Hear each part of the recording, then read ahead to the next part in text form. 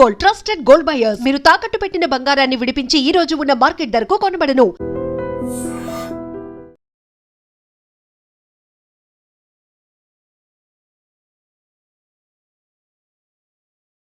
నమస్తే, welcome to I dream. నేను వలి. 2 రోజుల క్రితం మీరు ఒక వార్త చూసుంటారు, వినుంటారు.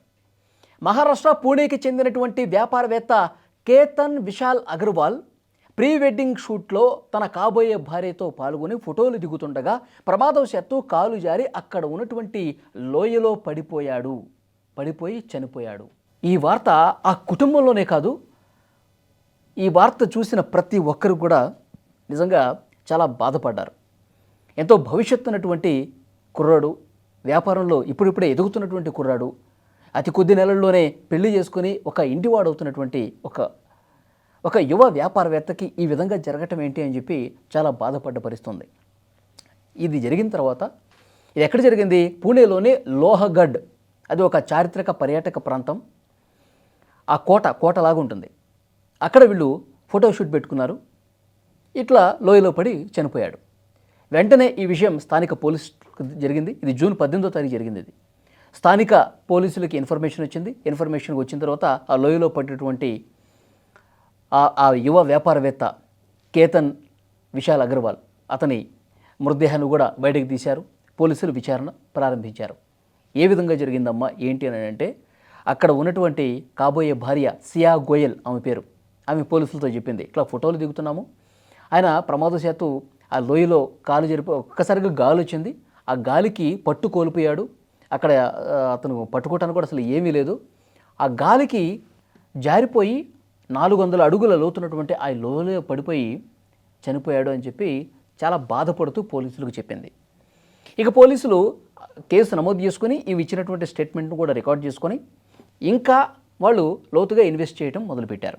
నిజంగానే ప్రమాదవశాత్తు ఈ గాలుల వల్ల పట్టు కోల్పోయి పడిపోయి చనిపోయాడా, లేకపోతే ఇతర కారణాలు ఏమైనా ఉన్నాయా అని పోలీసులు వాళ్ళ స్టైల్లో ఇన్వెస్టిగేట్ చేస్తారు కదా, వీళ్ళ కుటుంబ సభ్యుల్ని. తర్వాత వీళ్ళు అనేక కోణాల్లో విచారణ చేయడం మొదలుపెట్టారు. అంటే ఈమె ఇచ్చినటువంటి స్టేట్మెంట్ ఆధారంగా ఇన్వెస్టిగేషన్ ఒకవైపు జరుగుతూ, పోలీసులు వాళ్ళకున్నటువంటి అనుమానాల మీద కూడా ఇన్వెస్టిగేట్ చేస్తుంటే పొంతన లేనటువంటి సమాధానాలు, గుటక మింగే సమాధానాలు, పిచ్చి చూపులు చూసే సమాధానాలు చెప్తా ఉంది పోలీసులు అడిగిన వాటికి.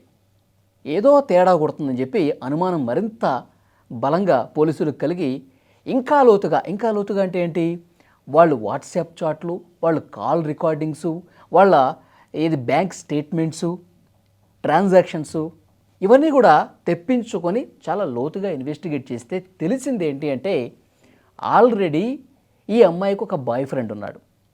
ఈ కేతన్ అగర్వాల్ని పెళ్లి చేసుకోవటం ఈ అమ్మాయికి, సియా గోయల్, ఈమెకి ఇష్టం లేదు.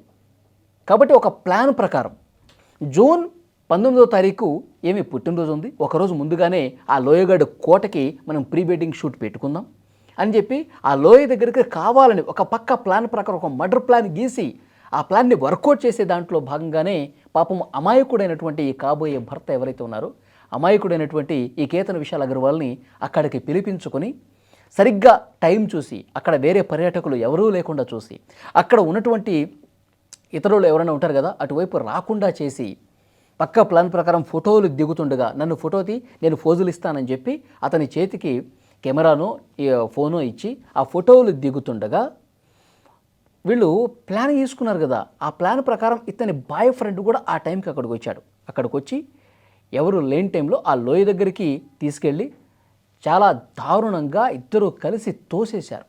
ఆ లోయలో 400 మీటర్ల లోతున్నటువంటి ఆ లోయలోకి ఆ యువ వ్యాపారవేత్త కేతన్ అగర్వాల్ పడిపోయి చనిపోయాడు.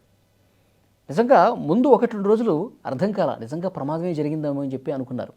కానీ ఈ సియా గోయల్ ఎంత క్రిమినల్ లాగా, ఎంత సైకోలాగా బిహేవ్ చేసి అమాయకుడైనటువంటి, ఏ పాపము తెలియనటువంటి ఈ కేతన్ అగర్వాల్ని దారుణంగా వీళ్ళిద్దరూ కలిసి చంపేశారండి. చంపేసి అతని దారి అతను చూసుకున్నాడు. పోలీసులు వచ్చే వరకు ఏమి వెయిట్ చేసి దొంగ నాటకాలు ఆడింది. ఎంత బాధాకరం చూడండి. అంటే నీకు పెళ్ళి ఇష్టం లేకపోతే, నాకు ఈ పెళ్ళి ఇష్టం లేదు, నేను వేరే వాళ్ళని పెళ్లి చేసుకుంటాను అని చెప్పొచ్చు కదా.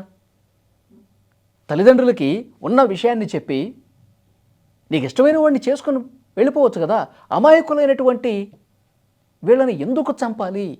ఇలాంటి ఒక సైకో మెంటాలిటీ ఉన్నటువంటి అమ్మాయిల్ని ఏం చేస్తే కరెక్ట్ అండి? సేమ్ ఈ ఘటన ఏ విధంగా ఉంది? గత సంవత్సరం మేఘాలయ హనీమూన్ మర్డర్ మీకు గుర్తుండే ఉంటుంది. ఆ మర్డర్ కూడా ఇదే విధంగా జరిగింది.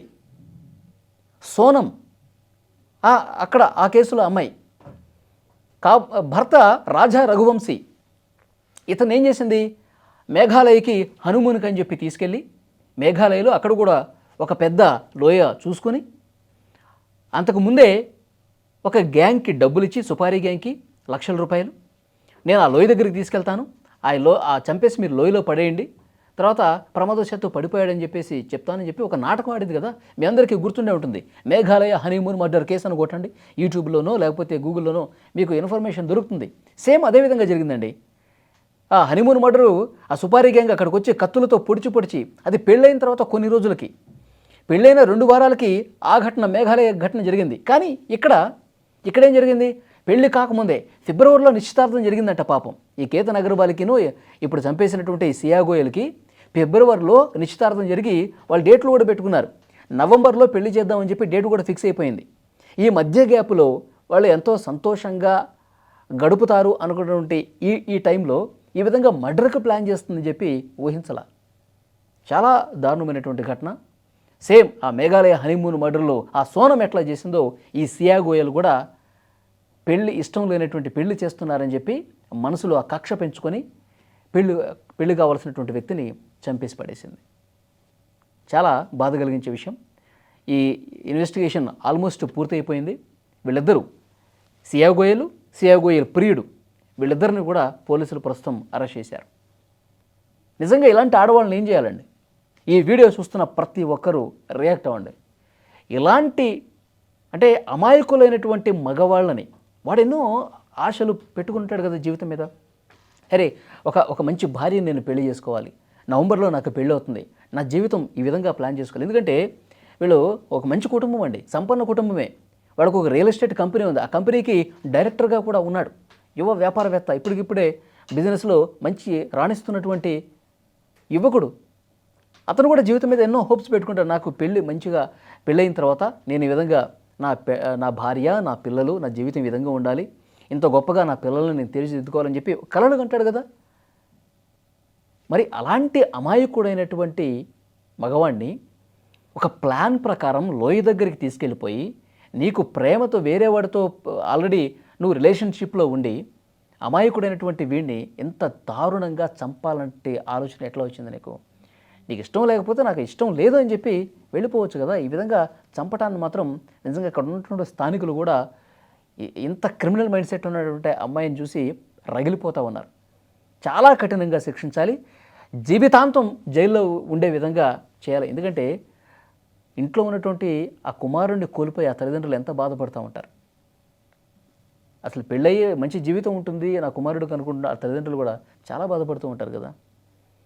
పెళ్ళి లేకపోయింది, అసలు ఆమెతో పెళ్ళి అసలు క్యాన్సిల్ చేసేసుకుంటే ఇంకా ఎవరన్నా పెళ్లి చేసుకుని జీవితం మంచిగా చేసుకునేవాడు కదా. ప్రాణాలు కూడా తీయడానికి వెనకట్టలేదంటే ఏమనుకోవాలి చెప్పండి. ఇతను చచ్చిపోతే నేను నా బాయ్ ఫ్రెండ్తో హ్యాపీగా పెళ్లి చేసుకుని ఉండొచ్చు అని ఎలా అనుకుంటారు వాళ్ళు? పోలీసులు ఇన్వెస్టిగేట్ చేస్తారు, మొత్తం ప్లాన్ మొత్తం నేనే చేశాను, నేనే చంపాను, నా మీద క్రిమినల్ కేసు అవుతుంది, నేను నేరస్తురాలు అవుతాను, నేను జైలుకి పోతానని చెప్పి కనీసం ఇంకిత జ్ఞానం లేకుండా ఎట్లా ప్రవర్తిస్తున్నారు వీళ్ళు? మళ్ళీ ఒక సోనంలాగా కాకుండా, ఒక సియా గోయల్ లాగా కాకుండా, ఇంకొకళ్ళు వీళ్ళలాగా తయారు కాకుండా ఉండాలంటే చాలా అంటే చాలా కఠినంగా శిక్షించాల్సినటువంటి అవసరం ఉంది. వీళ్ళకి ఎలాంటి శిక్ష కరెక్టో కామెంట్ బాక్స్లో తప్పకుండా చెప్పండి.